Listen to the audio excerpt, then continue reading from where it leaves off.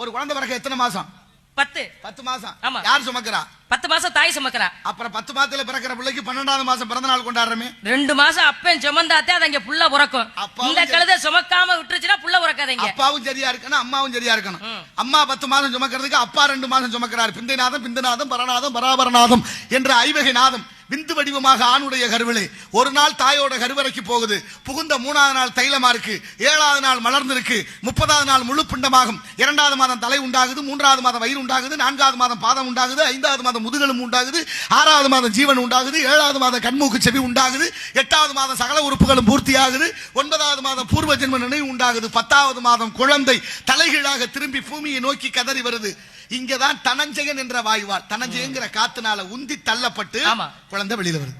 பாரு, இந்த பிறப்பை யாராலையும் தடுக்கவும் முடியாது, உண்டாக்கவும் முடியாது. பக்தி இருக்கணும், தமிழ் இருக்கணும், தமிழ் பேசணும், தமிழ்நாட்டுல வாழணும்னு எல்லாம் சொல்றோம். இதுக்கெல்லாம் முன் உதாரணமா புராணங்கள்லயும் கொடுத்துட்டு போயிட்டாங்க. பெரிய புராணத்துல 63 நாயன்மார்கள் சொல்றோம். 63 நாயன்மார்களும் முத பக்தி மார்க்கமா போறாங்க. பக்தி மார்க்கமா தனியா போகல. ஒரு சில பேர் தனியா போறாங்க, ஒரு சில பேர் கணவன் மனைவியாவே போறாங்க. அவங்களும் சொன்னாங்க, காரைக்கிழமையார் கூட பக்தி மார்க்கத்தை வளர்க்கணும்னு நினைச்சாங்க, மறுபடியும் திருமணம் பண்ணிட்டு போகணும்னு நினைக்கல. அதனாலதான் 63 நாயன்மார்களையும் பெருமையா சொல்லிட்டு இருக்கோம்னா காரணம் அவங்க வாழ்ந்த வாழ்க்கை.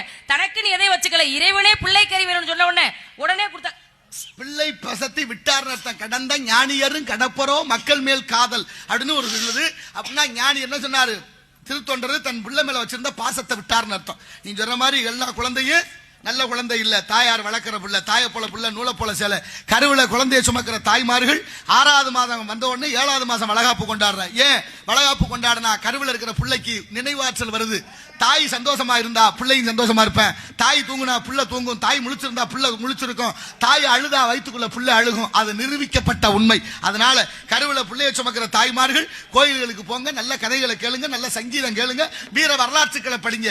அதெல்லாம் விட்டு தொலைக்காட்சி பெட்டிக்கு முன்னால உட்காந்து சீரியலை பார்த்துக்கிட்டு இருந்தா புள்ள ஒழுங்கா பறக்காது. முதல்ல புரிஞ்சுக்கிட்டு அதுக்கு தகுந்த மாதிரி நாளைய தலைமுறை